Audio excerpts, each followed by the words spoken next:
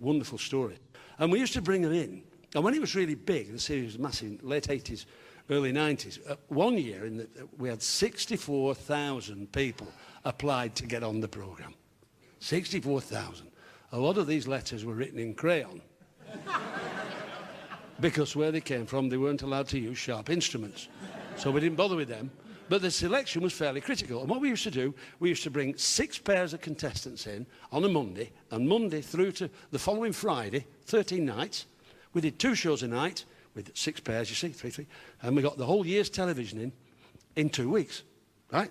Blocked them off. So we did them in May. So September it started transmissions, they ran through to March, and that's how we did it.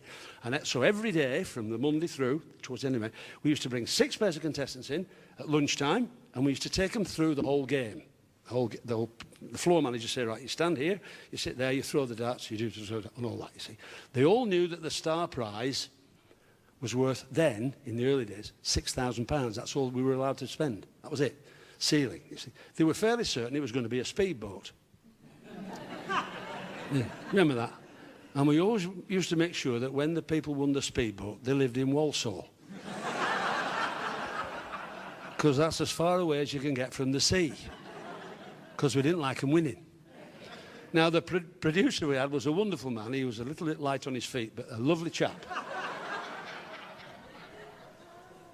Good friend of mine. Peter Harris, he now directs 15 to 1, Bill Stewart's thing, right? So we used to bring, keep ahead of the game now, 6 pairs of contestants, rehearse the whole shebang through, everything from 1 till 4 o'clock. And then at 7 o'clock, we invite an audience, similar to yourselves, and then we do the game. First, with the first 3 pairs of contestants, we play the game, and then the second 3. And they've seen the game, they've seen the cameras, they've got used to it, all that business, see? Right, we're there this particular day, and it's the second day into the run, I think, and I'm up in the gallery, which is where the boys are up there with the monitors, watching all the screens with the contestants going through the game. Because once we've started to record a programme, we can't change the contestants. If we got a couple of toss-spots in, right, and we started to record, we can't suddenly say, you're a pair of wankers, off you go. We get 2 more in. You can't do that. So we've got to trust the selection process. So we're watching them rehearse this particular day. I'll never forget it. Harris is there, up there with the freezers there, and we see we've got 2 guys from Belfast on. Now this is not in any way marginalising the Irish. This is a true story. So we're watching them, and they don't want to be there, honestly. They really don't want to be there. You can see them saying, right, I stand here, is it? Right, what? Where do I go now? Oh, Christ. Shit. Am I the dart player? What's he? Who's... Harris is looking at me, he says, look at those 2 bloody people there. He said, they're bloody shitting themselves. He said, if we have them on tonight, they'll freeze, we'll lose the programme. And it was costing us about 80 grand to do a programme then, which was a lot of money then in the early 80s. He said, what can we do? He said, they're going to bloody freeze. I said, well, look, why don't we get them pissed, give them 200 quid and tell them they came second? He said, we can't do that, we'll have to leave it. So we left it. So we left them in. So the audience came in the evening, they're all sat there, right? And sat in the three you remember the 3 pairs at the bottom. Here's your host, just do the Bullseye music for us there, David. Just play it. You come a bit louder than that. It's a Bullseye. Here's your host, Jim Bowen. And I used to walk down the steps. Do you remember? Walk down 3 steps. Used to read the imaginary letter, because nobody ever wrote to us. And I got to the bottom, and I turned, and I saw these 3 pairs of contestants, right? The 2 Irishmen were the first pair, one sitting, and that guy standing next to him with his hand on his shoulder. And I turned, and I now know what blind panic is. I'd never ever seen it before. They're looking out like that, like rabbits with headlights. I said, good evening. What? What?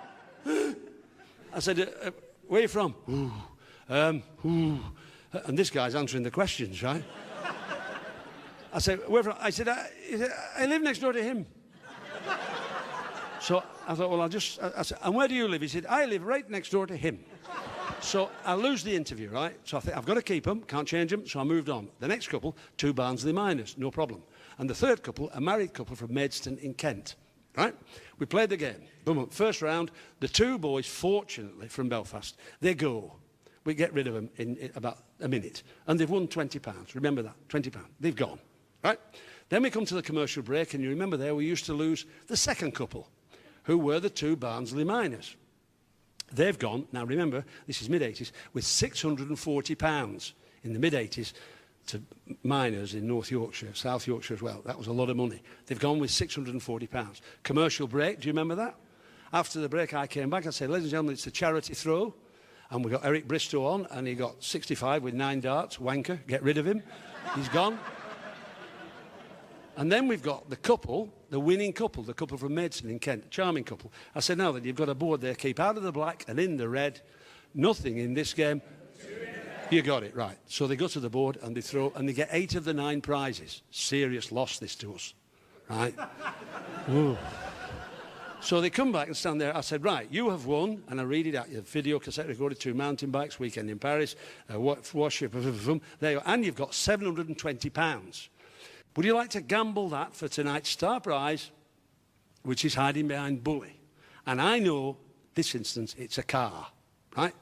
So I'm standing there, and I'm not allowed to help them. I've got to stand like this. I said, what would you like to do? So they said, Jim, no, we're fine. We've had a night. Thank you very much. We'll take the money, and we'll take the bloody bendy Bully. You remember that? Bloody thing that was. And the Ratner's tankard, and the plastic darts. I'm going to say, right, there you are, you have your prizes. We'll get up, boom, off they went. The band played, chiddle-a-doo-doo-doo, boom, off they go. And then I look at my board, and I bring back Tommy's fans back from Barnsley. So I said, ladies and gentlemen, our couple from Maidstone have gone, happy with what they've won.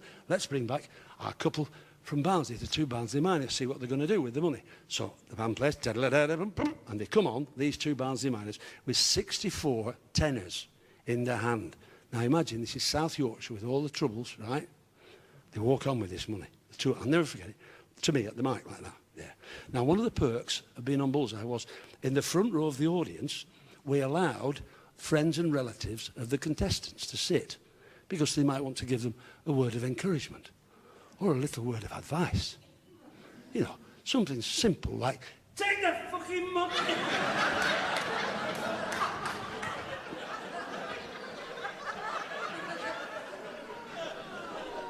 So the 2 Barnsley miners walk on with this money, and they're standing there like that. And this is absolutely true. And I'm looking at them, and they've got the money there. I said, all right, lads. He said, oh, all right, Jim, I said, how much you get? £640. I said, do you want to gamble that £640 for tonight's star prize, which I know is a car, or do you want to keep the money? Now, Tony Greene, is about where that gentleman is off camera, and he's saying to me, they'll do it. They're both county players. 101 or more, right? To gamble to win the car. See? So they're standing there, and all the wives are saying, get off! Keep them, get off! But after what Scargill had done to him in South Yorkshire, you know, that was a fortune. You know, Scargill went to be circumcised, you know, around that time. And when he was on the table, the surgeon said, we can't do that with this man, there's no end to this prick. But they had this... Can we cut that out? And... So they're standing there, and the wives are saying, get off. And they were quite right, because, I mean, under pressure, it's a lot to get under one. So they said, no, Jim, we're all right. Well, we've had a good do. We'll take us money, go home. Oh, well, get home, I'll take money. So they left, right? And then I could see where that gentleman is, just off Greenie, Tony Greene, starting to laugh like a drain. And I'm thinking, I'm looking at my camera, I said, why is he laughing? Nothing funny about this. And then I say, oh, Christ, Seamus, I've got to bring these 2 guys from... They've got to come back, right? So I carry on. I said, ladies and gentlemen, you remember about 20 minutes ago, the 2 guys from Belfast hadn't done awfully well, but let's see what they're going to do on tonight's edition of Bullseye.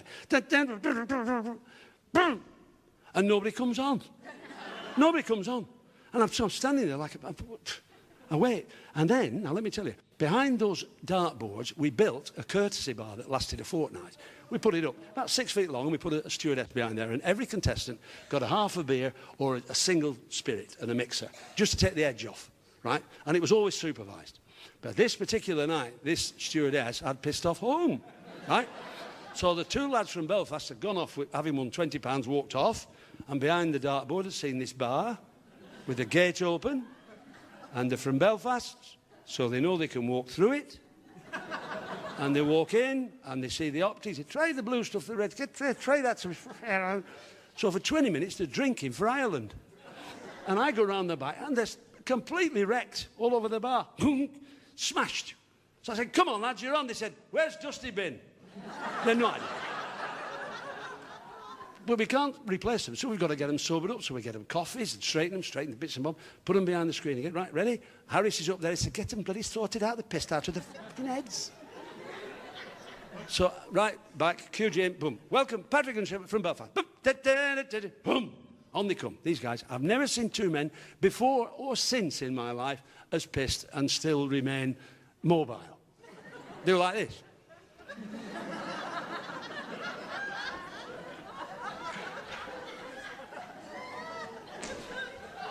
And I could hear the director saying to the cameramen, just get their heads.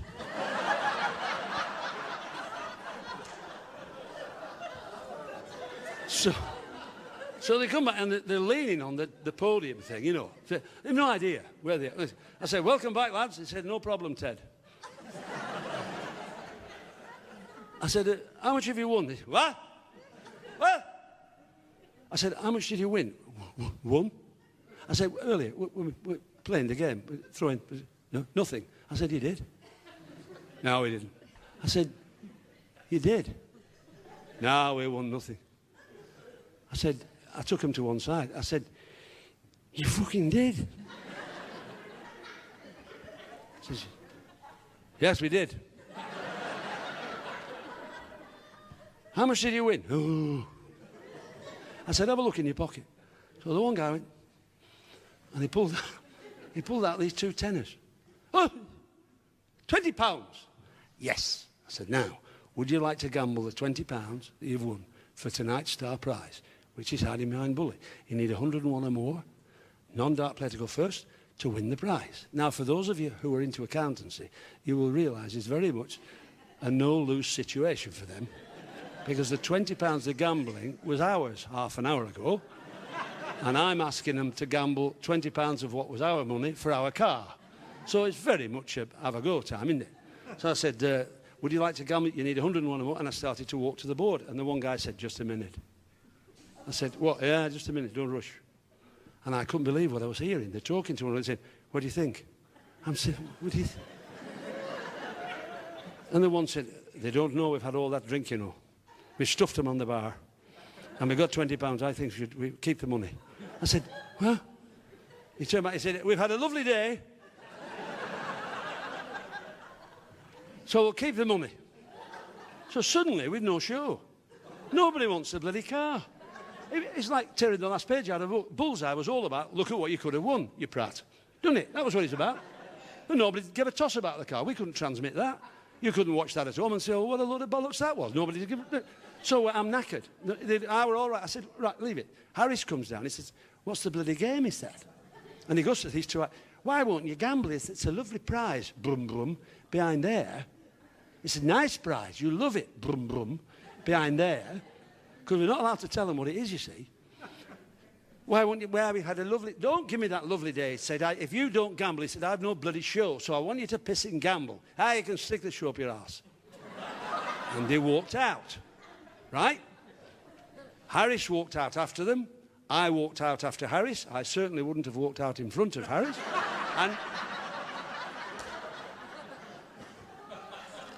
And as I got out the back, Harris has got him in a corner. Lovely guy, this Harris, by the way. He said, listen, lads, he said, I'm sorry, I'll get cross. He said, here's another £20. So he took £20 out of his pocket. Here's another £20, and he put it in the top pocket.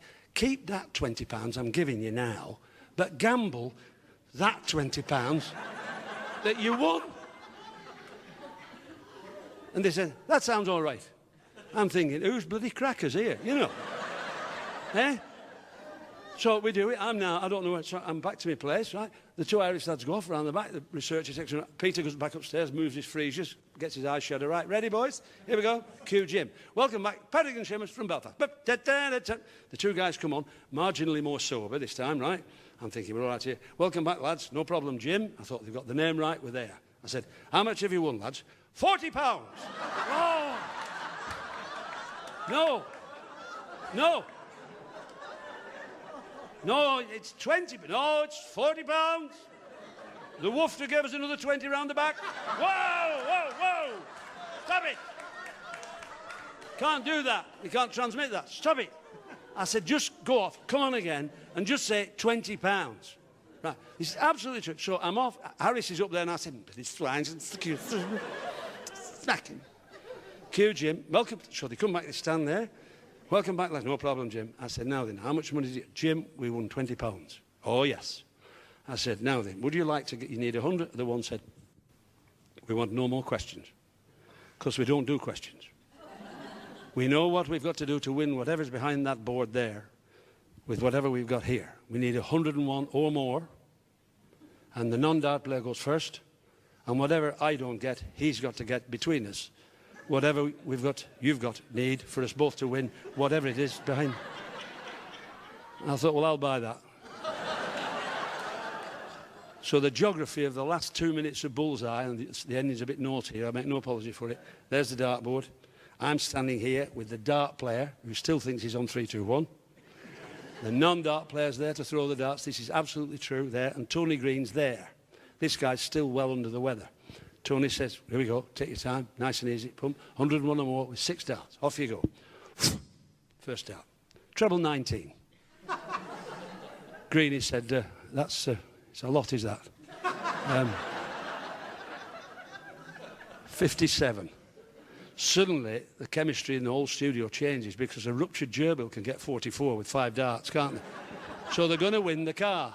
So Harris is up there, start the pissing car, they're going to win the car. Get ready to drive that car out. We're there, he doesn't know what he's thrown, this guy. The guy next to me is still thinking about a poem. Right? He throws the second dart, it's absolutely true. Treble 19 again. Right next to 114, they've won the car. Greenie's speechless, I said, shout the score out, you prat. So he just went in, and all he did, yes, because the camera had gone right in and got the 2 darts in the bed. Everybody's cheering, the band start playing, the car comes out, the audience is cheering, and the camera comes right into the dart player, who shouts at the top of his voice, why can't I throw some fucking darts then? We lost. We lost the car because they won it. We lost all the prizes because they won them. We lost the show because we couldn't get the F word out of the middle of a sentence. The producer went straight. Ladies and gentlemen, you've been absolutely marvellous. Thank you very much indeed for coming. You've been absolutely brilliant. Thank you.